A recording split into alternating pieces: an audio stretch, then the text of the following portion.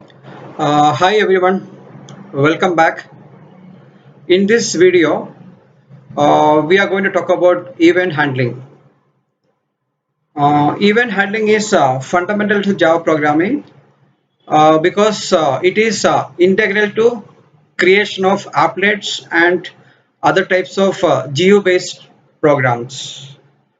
And I hope you know what is an applet. Applets are tiny Java programs which does not have the main method. And for your syllabus, it's not there. And GUI based, GUI stands for graphical user interface.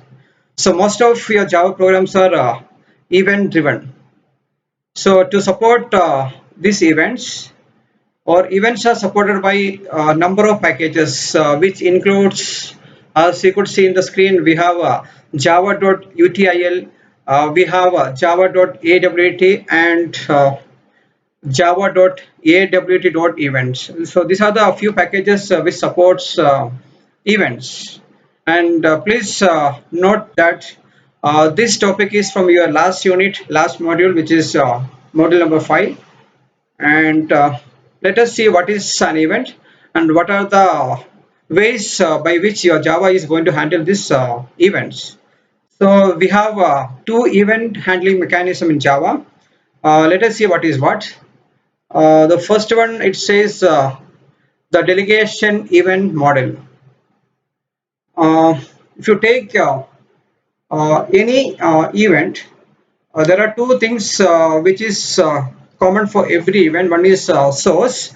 Source is the one which generates an event, and there is another one called listener. And these created events are sent to one or more listeners. So I repeat, in delegation event model, we have two things. One is the source, and another one is the listener. Source is the one which creates event, and listener is the one which listen to this, or the events are sent to the listeners. So let us see what is what. But what it says is the listeners must register with source in order to receive an event notification. Something like your WhatsApp groups. To receive a message from a particular group, you should be registered or you should be part of a particular WhatsApp group so that you can receive notification and other messages which is in the group. Same way, every listener should or must register with a source in order to receive an event notification. Notifications are sent only to listeners that want to receive. It is not sent to the everyone across. So please remember that we have two things. One is your source, which is going to generate an event, and these events are sent to one or more listeners. So let us see what is an event. So event, as you could see in the screen, it is a state change in this source. State change. Which there are many kinds of event. Events may be like event can be generated by pressing a button on the what you call a keyboard, entering a character by a keyboard, selecting an item in a list, clicking a mouse. All these are treated as an event in Java. So regarding event, in the coming videos, you are going to study more about that. Let us see what are the event sources. So a source is an object that generates an event. That is event source. So it says a source must register listeners in order for the listener to receive notification about specific type of event. As I told before, every source must register listeners so that listeners can receive the notifications. So each type of event has its own registration method.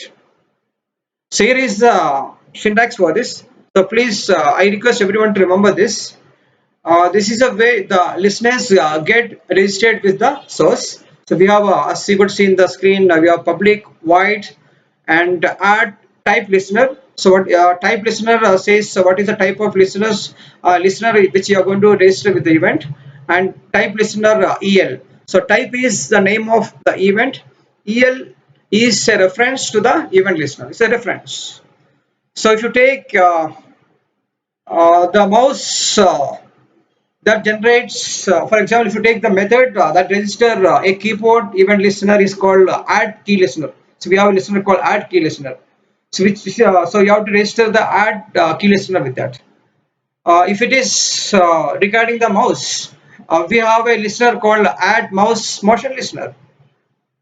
So when an event occurs, all registered listeners are notified. Normally, these are the two listeners we deal with, the keyboard and mouse. For the keyboard, I repeat, we have add key listener, and for the mouse, we have add mouse motion listener. So look at the first word add, that is always in small letters. So this is a way the listeners get registered with the event. Let us see more about this.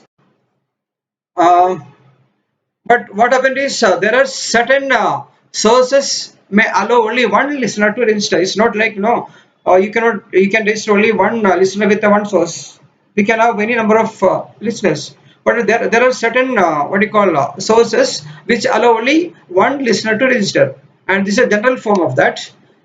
Public void, as I told the previous this add, then you can give the type listener which can be either a keyboard or mouse, then type listener EL is a reference to that, and look at this which is going to throw java.util too many listeners exceptions, so which supports only one listener. And there is another way by which you can remove the listeners. So there is a syntax for that which says public voids remove type listener, by which you can remove the listeners. So please remember there is two things. One is your event. For event we have two parts. One is source, other one is listener. So source has to register the listeners to receive the notifications. We can have any number of listeners, but there are certain methods, certain events which supports only one listener to get registered. So I hope you understood this. Uh, Let us see what are the event listeners. So event listeners is normally an object that is notified when an event occurs. So there are two major requirements for this, for every event listeners. First one is it must have registered with one or more source to receive the notification. If you come to the event listeners, I repeat, every listener should or must have been registered with one or more source to receive notification. This is one thing. Then upon receiving a notification, the second one is it must implement methods to receive and process this notification. So upon receiving a notification which cannot keep quiet, which cannot sit idle. So what it has to do is which has to implement methods to receive and process these notifications. So this is about event listeners. I repeat. So this is listener is an object that is notified when an event occurs, and it has to do two things. One is it must register with a source. At the same time, upon receiving the notification, it must implement methods to receive and process the notifications. Let us see the next thing, which is about event classes. So root for the event class hierarchy is event object. That is the root for that event object. And the event object contains normally two methods. The first one is a get source, and the second one is toString. So get source method returns the source of event. We are talking about event classes, and event classes, the root one is event object. Event object contains two methods. So one is the get source, which is going to give get source is a method which is going to give or which is going to return the source of the event. And second one is toString. So toString, as the name says, which is going to return the string equivalent of the event. What is string equivalent of the event? Which is going to return by the method called toString. Next is there is a class called AWT event defined within java.awt package. It's a subclass of event objects. I told event object is the root for everything. So in this we have a method called getID. So this can be used to determine the type of the event.